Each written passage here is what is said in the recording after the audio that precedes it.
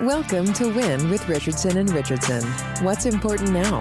Success in business most often comes down to hard work, not by silver bullets and quick fixes. It's knowing where to focus that hard work that's key to winning. Join sales prospecting expert and 3-time seven-figure business founder Carrie Richardson and managing partner of R&R Consulting and former owner of Doberman Technologies, Ian Richardson, for radical honesty regarding strategic planning, accountability, and execution that will get you the systematic results you're working toward. Let's get into today's episode. Thought leader and your host, Carrie Richardson.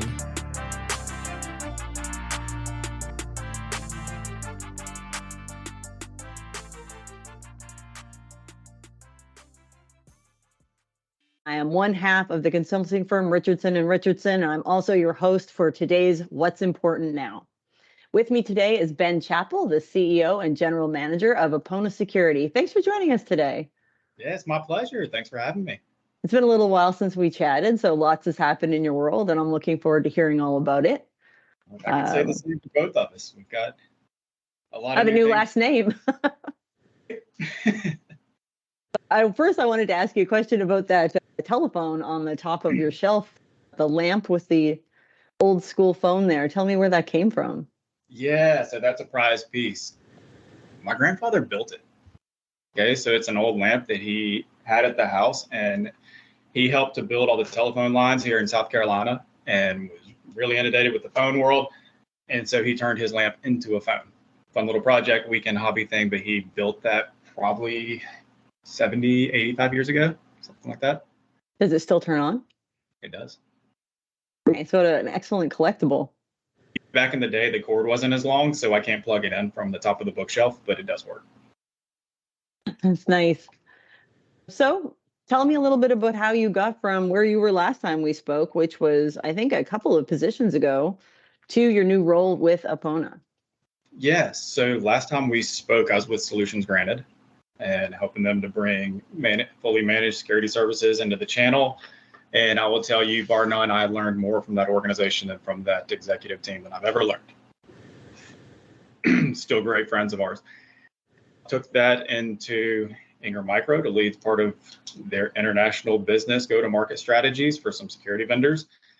Made some good connections, and now we are starting our own show. So we've started our own show, and the original company is WeBridge, right? Where we've partnered with several enterprise level organizations overseas with the mission to bring them into North America and bring them into both channel and into direct clients. And from there, we've learned some lessons, decided to refocus and reswizzle. And as of January 24th of this year, we launched Apona Security. I like the word reswizzle. Good. It's a dance. So when we spoke in the green room before we went live today, you'd mentioned that originally you had several different software solutions that you were bringing into the North American market through WeBridge, and that you learned some lessons through that process. Sounds like one of the lessons that you learned was ride one horse at a time. But tell me how you honed in on your final choice. I think that's a great way to say it too, riding one horse. The mission is to focus. So under WeBridge, which is still fully operational, we have more enterprise level data governance and data lineage solutions down to MSP centric encryption style and encryption enabling technologies, some really cool stuff there. But what we wanted to do was focus, right? So how can we bridge that gap? No pun intended. But let's bring this in. Let's have 100% focus. And when we come to market, say, if we're doing one thing, we're going to do one thing great. We're going to excel and beat all of our competitors at doing this one thing and be true masters of what we are bringing to market. And with that, we've taken our background with data security, with cybersecurity, and we're bringing a holistic approach into the source code called Apona Security.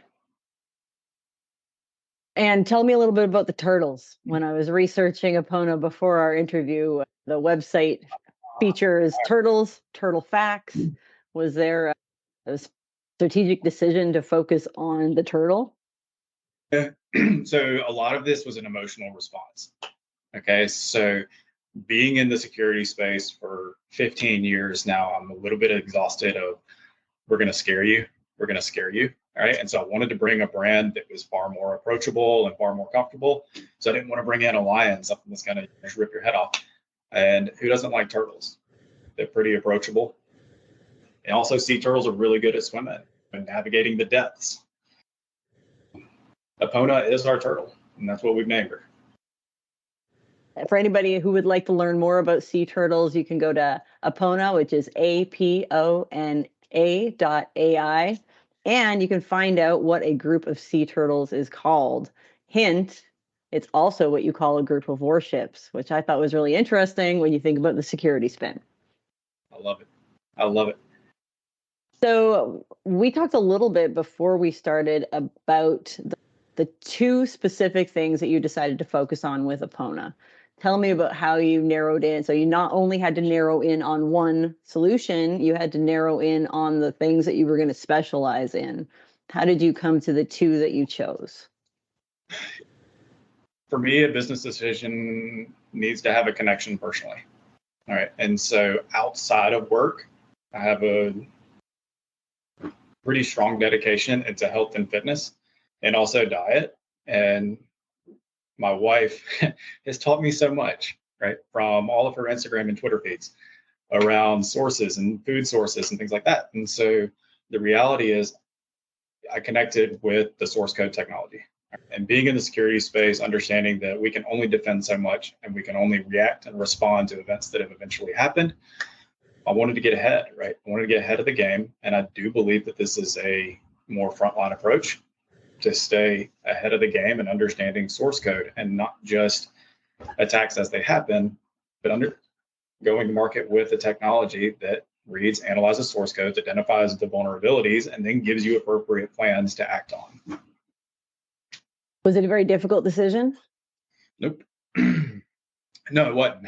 One, we had a connection. Two, it was the product that we know and understand and can best support. We have a team of about 30 developers that are already working on the next major release that's going to have a pretty strong impact on the management console. So the multi-tenancy and all of those type of capabilities are already up and running. It's been tried and tested, okay? And it's already tested out and proven to be well beyond the capabilities of competitors. So let's go ahead and lead with our strongest foot and what we're best at and the greatest demand. So recently, there's a new regulation that was pushed out by the government. And the standard is that every organization that produces code is required to produce an SBOM. So we said, all right, we've got demand, we have an action in place, and now we need to be able to fulfill a need, and we can offer this in ways that others can't, so we can bring it into mid-sized businesses. And I'm not trying to get all pitchy on this, but look, these are the golden opportunities that we say, if we have an opportunity to succeed, then let's put a plan behind it. Mm-hmm. And then we can apply the right resources, and hopefully we come out on the other end. So the first thing that comes to mind when I hear about an opportunity like that is how many people are going to have to educate themselves in this, and how many opportunities are going to be in the market? What's the depth of the market that's addressable for an organization like yours? Deeper than what the surface would tell you.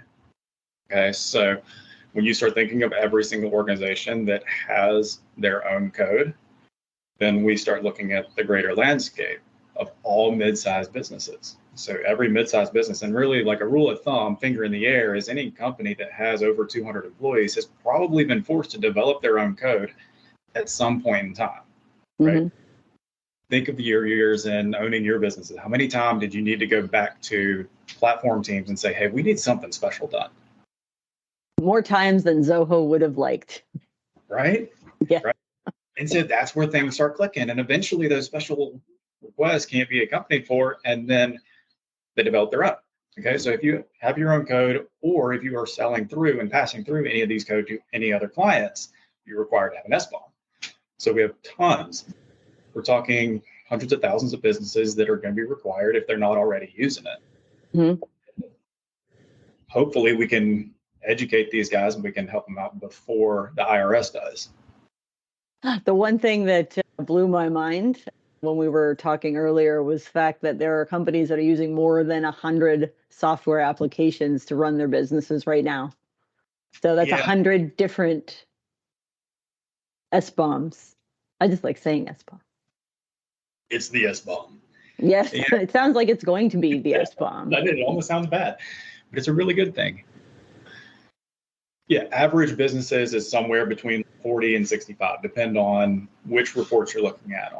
That's how many applications they're running in-house. Now you get into mid-sized companies and you're getting above 100 applications. Enterprise organizations are above 300 and sometimes above 500, right? Depending on the environments. All of these applications are built with source code, right? It's the source. And it goes back to what I connect with and illustrating it is, look, we're in a new generation that's finally waking up to like healthy food. For the first time, we see packages that are saying non-GMO or manufactured with 3,000 different chemicals to produce a peanut. And hey, again, that's probably not good, right? We don't know what all these things do to us. There's no way to analyze it. And so that's why, just like those organizations have broken down food to say, these are your potential outcomes of digesting these things, we're taking the same approach. This is the potential outcome of what you're digesting through your organization. So how educated are your prospects at this point when you're going to market? When you mention, obviously, I didn't know a lot about what you did or how you did it before we spoke today. How educated is the average consumer or prospect that you're going after right now? Do you have a long education cycle, or are people like, do they understand it and they're like, oh yeah, no, we have to do this? They get it. That's what part of the grace in this journey is, that we haven't had to exhaust so many cycles like I have in other roles or in other focuses around S-bomb. The way that this has been tackled previously is, we're going to take John Smith and we're going to give him 15 days to say, take all of these applications, download, copy, paste, export, put them into Excel. And that's generating these S-bombs. And that's taking inventory of the source code that's in these applications. And so right now they're taking weeks, if not months, to get their S-bombs in order. Some organizations, market tells us there's somewhere between 5,000 and 10,000 organizations that are using our competitors' S-bombs. And so there's a standing market for it already. The quicker wins are the guys who are saying, man, I'm really tired of using Excel. This manual approach is really not fun, and it takes a long time and it produces a lot of errors, right? Technology has shown us for years how much more efficient it can be. Mm-hmm. And we're providing an action path afterwards, right? So if we can take those and then show remediation paths after the fact, you've got a win-win on both sides. So without giving away any big secrets, what is the next thing that you're going to be pursuing through Apona? What is the opportunity that you're seeing in the market? Look, I think it's just being better, right? Right now, we're heads down, we're focused on improving. And we can always improve, right? Whether it's through processes, experiences, or the technology itself, we just want to keep being better. And I believe that's going to be one of our better advantages. Our competitors are so distracted now with trying to repay the hands that have lent them money. And so they're expanding portfolios. We see that with tech companies all the time. We take one thing that we can do good, but then we have to expand the portfolios and get into 9 or 10 other horses to ride. But we're going to stay focused and keep doing what we can do. And at the end of the day, we're going to be the best. All right. I think there's no better place to stop than there. Thank you. So I really appreciate you joining us today. To summarize what I learned today, Ben's winning by narrowing his focus and putting 100% of his attention into one thing instead of being distracted by 10. That's fair. And of course, he chose the best organization with which to do that. And probably the best podcast host to talk to today. So thank you. Obviously, that went without saying. Yeah. That was in my script, right? Yeah. No, we pay people extra to say that at the end. It was great catching up with you. Thank you so much for being a guest with us today. In the show notes, I will have Ben's contact information. There'll be information on how you can get in touch with him at Apona. But if you want to share that right now, you're more than welcome to. How can people get in touch with you if they want to learn more about this? Email is the best way at benc@apona.ai. And you can follow our LinkedIn pages, and we're all over the internet now. Wonderful. And make sure you get back to me with the answer for what is a group of sea turtles called. I will be expecting everybody to know that by next time I host WIN. Thanks for joining me today on WIN, Ben. It was a pleasure. Have a great day, everybody. Always a pleasure. Thank you.